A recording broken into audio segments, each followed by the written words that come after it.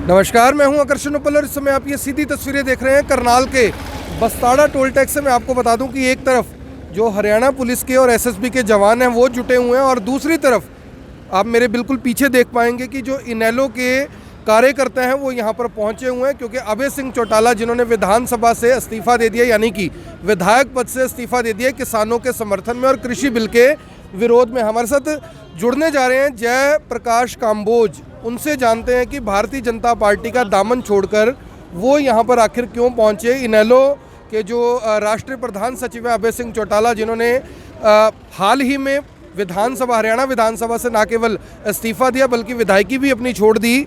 चौधरी साहब बीजेपी में थे, इनेलो में आ गए, इनेलो से ही बीजेपी में गए थे। इनेलो ने बहुत कुछ दिया, क्या सोचकर बीजेपी में गए थे और क्या सोचकर बीजेपी छोड़ दी?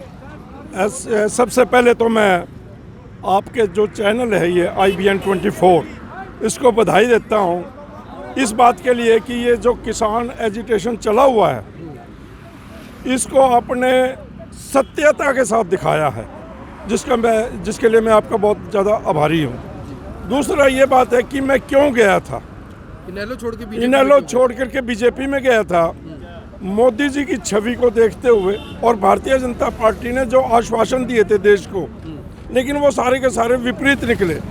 और मैं जन्म से जद्दी तौर पर मैं किसान हूँ, मेरे पूर्वज किसान थे, किसान हैं और उसी परिवार में मैंने जन्म लिया। मैं जन्म से किसान हूँ। जब मुझे लगा कि किसान संबंधी जो 3 विधेयक जो पारित किए गए हैं वो किसानों के हक में नहीं है और जब मेरी रोटी पर बनाई तो मैंने फिर भारतीय जनता पार्टी को छोड़ दिया। लोग इसको कह रहे हैं कि जी ये मौका परस्ती थी, पहले बीजेपी में चले गए फिर इनेलो में आ गए। नहीं, मौका परस्ती सत्ता छोड़ करके विपक्ष में आया हूँ। सत्ता का तो सुख सब भोगते हैं, कहते हैं ना, सत्ता का तो सेक ही बहुत है। उससे लोग सलाम करते हैं, लोग आदर करते हैं, लोग अपेक्षा करते हैं नेताओं से भी ये हमारा काम करवाएगा। उससे तो भीड़ लगती है घर पर, लेकिन अगर छोड़कर विपक्ष में चले जाएं तो आदमी को संघर्ष करना पड़ता है और संघर्ष का तो साथ बहुत ही कोई सत्य आदमी होता है वो देता है, हर कोई नहीं देता। एक सवाल मेरा ये है, जिस विश्वास के साथ आप मोदी जी के पास गए थे, यानी कि बीजेपी में गए थे, उस विश्वास में 2014 का जो घोषणा पत्र है उसमें स्वामीनाथन आयोग रिपोर्ट की बात की गई थी कि लागू किया जाएगा, क्या वो भी एक विश्वास का कारण था? वो भी बहुत बड़ी बात थी। स्वामीनाथन आयोग ने ही हरियाणा के लोगों को आकर्षित किया, वरना जो देहाती क्षेत्र है उसमें तो भारतीय जनता पार्टी का कोई वर्चस्व था ही नहीं, उसकी वजह से ही बना था। अब वो खत्म हो गया। गांव में घुस नहीं सकते, किसी गांव में कोई नेता भारतीय जनता पार्टी का झंडा लगा करके हरियाणा में नहीं जा सकता। इवन अगर ओम प्रकाश धनखड़ जी भी है, प्रधान है, अपने गांव में नहीं जा सकते। तो आप सोशल मीडिया पे कई बार आपसे बहस हो जाती थी, आप कुछ पोस्टें डालते थे, मैं उस पर कुछ लिखा करता था, यानी कि आलोचना होती थी वो किस्म की। अब वही आलोचना आप करते हुए नजर आ रहे हैं, तो ऐसा क्यों ना माना जाए कि जब पलटी लगती है पार्टियों से पार्टी की तो उस समय हम ये सोचते हैं कि ठीक है अब तो हम विपक्ष में, हमें विपक्ष की भूमिका में रहना है। पहले तो आप काफ़ी ज़्यादा समर्थन करते थे बीजेपी का। नहीं, बीजेपी का समर्थन करता था और बहुत मुद्दों पे किया। आज भी मैं मोदी जी के कुछ कार्यों से संतुष्ट हूँ, लेकिन जब आदमी की अपनी रोटी पर बनाए, अपने समाज पर बनाए, फिर आदमी को सोचना पड़ता है। मैं इससे देश प्रभावित होने जा रहा है। जो किसान संबंधी जो विधेयक इन्होंने पारित करवाए हैं उससे पूरा देश प्रभावित होगा। एक नई बात आपको बतलाता हूँ कि पहले MSP जो है वो हरियाणा और पंजाब के किसानों को मिलता था, अब सारे देश का किसान जागरूक हो गया। ये विधेयक पारित होने के कारण हमें ये मौका मिल गया कि हमारी वजह से सारे देश का किसान आज जागरूक है। MSP अब पूरे देश के किसान को देनी पड़ेगी इस सरकार को, और अगर नहीं देते तो जो पोजीशन लग रही है, लग तो नहीं रहा भी सरकार झुकने के मूड में है। ये देखिए आप, सरकार झुके ना झुके, समय है। जबरदस्ती कर सकते हैं, अत्याचार कर सकते हैं, अतोशक्ति कर सकते हैं, लेकिन आते आते समय में लोकतंत्र में जनमत सबसे बड़ी चीज़ होती है। इनका जनमत एकदम बहुत बुरी तरह से गिरा है। गांव में ये देश 70% गांव में बसता है। अगर आप मान करके चले, आने वाले समय में जब भारतीय जनता पार्टी के उम्मीदवारों को गांव में नहीं घुसने दिया जाएगा तो वोट कौन डालेगा उनको? वर्चस्व की अगर मैं बात करूं तो वो तो इनेलो का भी खत्म होता हुआ नजर आ रहा है। आप तो यानी कहते हैं डूबते हुए जहाज में फिर सवार हो गए हैं। डूबते जहाज की बात नहीं है, बात यह है कि आप अपने जीवन में अपनी आत्मा की आवाज़ को और व्यवहारिकता को कितना मान करके चलते हैं, ये महत्वपूर्ण है। जब हमारे इतने बड़े समाज पर इस मौजूदा सरकार ने अपने किए हुए वादों के विपरीत जो क्रिया की है, उससे प्रभावित हुए हम, उससे हमारे को महसूस हुआ भी ये गलत किया सरकार ने, ये नहीं करना चाहिए था। कहाँ स्वामीनाथन आयोग की रिपोर्ट की बात करते थे, 1.5 गुना जो है ना आमदनी बढ़ाने की बात करते थे, और खुले बाजार में किसान को कहा जाएगा कि अपनी चीज़ को, अपनी उपज को बेचिए। तो मैं दावा करता हूँ अभी थोड़े दिन पहले जो है 1500-1600 रुपये गेहूँ का भाव था उत्तर प्रदेश की मंडियों में भी, तो फिर ये 1925 रुपये जो समर्थन मूल्य देने की बात कर रहे हैं, ये कैसे दे पाएंगे खुले बाजार में? ये दे ही नहीं सकते जब इसकी कोई गारंटी नहीं है, एमएसपी की कोई गारंटी नहीं है, कोई कानून नहीं है। जिस संबंधी कानून बनाना चाहिए था वो तो कानून बनाया नहीं, उल्टा कानून बना दिया, खुले बाजार में बेच लो। खुले बाजार का मतलब आप समझ सकते हैं, ये कहते हैं प्रतिस्पर्धा। पूंजीपति कभी प्रतिस्पर्धा नहीं करता, पूंजीपति करता है पूल करके आपस में तय करते हैं। 4-5 बड़े पूंजीपति देश के तय कर लेंगे कि गेहूं को 1200 रुपये 1 क्विंटल से अधिक नहीं खरीदना है, तो कोई नहीं खरीदेगा। किसान मजबूर हो जाएगा बेचने के लिए, घर में रख नहीं सकता, बाजार में बिकेगी नहीं, तो फिर कहाँ जाएगा किसान? तो आपने जो ये इस्तीफा दिया, ये किसानों के समर्थन में दिया, ये सरकार के विरोध में दिया, कारण क्या है दोनों में से? दोनों ही बातें हैं। किसानों के समर्थन में आना मजबूरी है। आत्मा की आवाज़ ने कहा कि जहाँ मैं जाऊँगा, बेशक आज वहाँ उसकी स्थिति कुछ भी हो पार्टी की, लेकिन वो एक बहुत बड़ी सोच लेकर के चले। फ्रांस की क्रांति भी 5 लोग लेकर के आए थे। चौधरी देवीलाल, चौधरी चरण सिंह जैसे सिरके नेता अकेले थे, लेकिन उन्होंने जब मुहिम शुरू की और वो सत्यता के ऊपर आधारित थी, और उसके साथ साथ जब उन्होंने उनके विचार के कारण, विचार बड़ा होता है, भीड़ बड़ी नहीं होती, विचार बड़ा होता है, और विचार से भीड़ बनती है। और जब विचार से भीड़ बनेगी, जनमत बनेगा, तो देश में, हरियाणा में, यहाँ इंडियन नेशनल लोकदल का परचम लहराएगा। चौधरी अभय सिंह जी चौटाला आने वाले चुनावों में मुख्यमंत्री होंगे।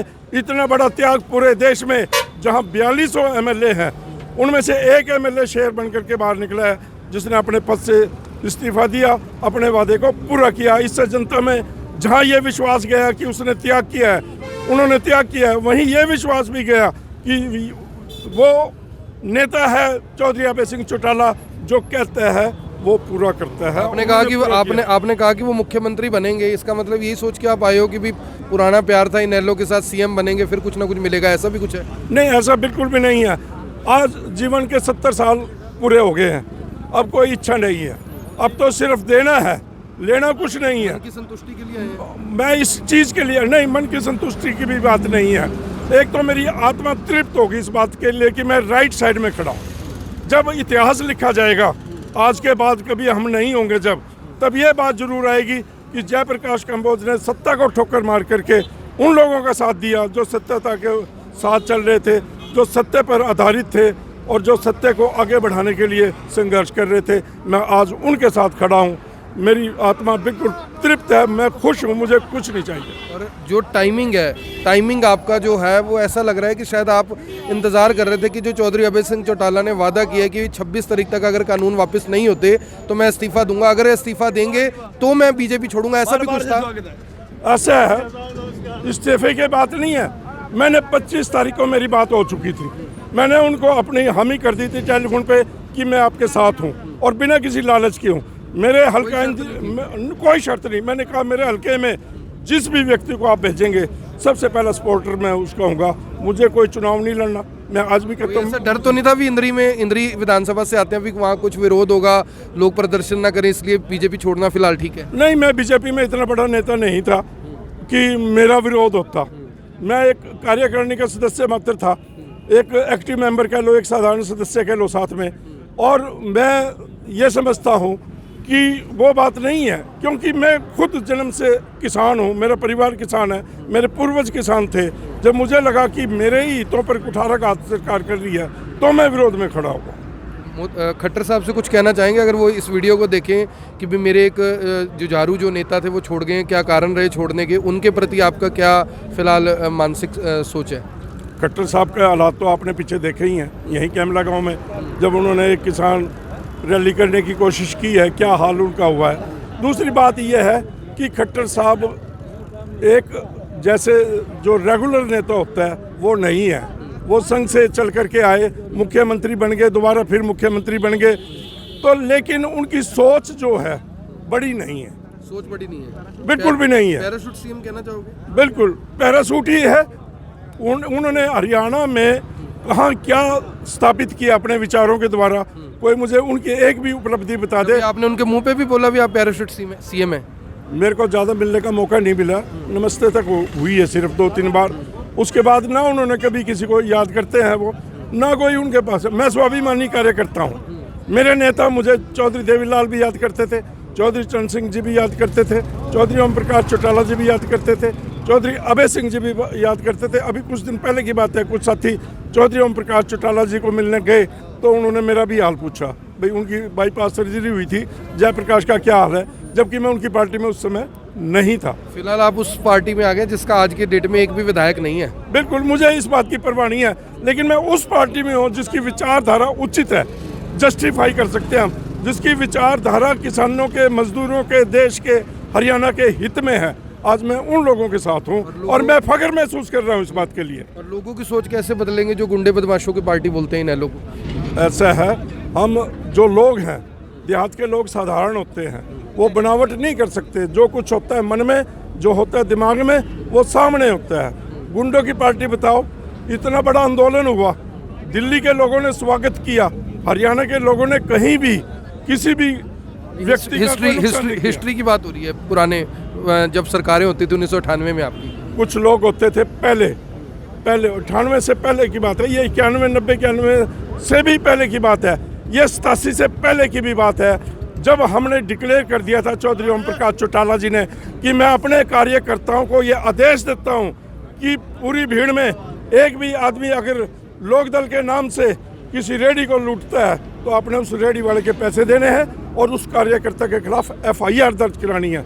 तब से लेकर के आज तक पार्टी अनुशासन में है, कभी अनुशासन नहीं टूटा है। धन्यवाद, बहुत बहुत। तो ये थे जयप्रकाश काम्बोज, जिन्होंने सीधे तौर पर कहा कि क्या कारण रहे कि बीजेपी छोड़ दी, क्या कारण रहे कि इनेलो में आ गए, और क्या इनेलो में आकर एक बार फिर से कोई राजनीतिक हित उनका है या फिर वो वाकई किसानों के समर्थन में आए। इस बात का फैसला आप खुद करें। आप सभी से अपील, जो भी लोग इस वीडियो को, इस खबर को देख रहे हैं, इसे साथ के साथ शेयर जरूर करें। बीजेपी को करनाल में बड़ा झटका जरूर लगा, इंद्री विधानसभा में उन्हें बड़ा झटका जरूर लगा, क्योंकि जयप्रकाश काम्बोज जो कि इनेलो सरकार के समय से थे, उससे भी पहले से ताऊ देवीलाल के समय से इनेलो में थे, छोड़कर बीजेपी में आए थे। कह रहे थे कि मोदी जी की जो विचारधारा थी उस समय प्रभावित होकर आया था, लेकिन वो विचारधारा, वो सपने सब टूट गए और इसलिए मैं अपने घर में वापस आ गया हूँ। आप देख रहे हैं APN24, मैं हूँ आकर्षण उपल, करनाल के बस्ताड़ा टोल टैक्स से आप सभी के साथ लाइव। धन्यवाद।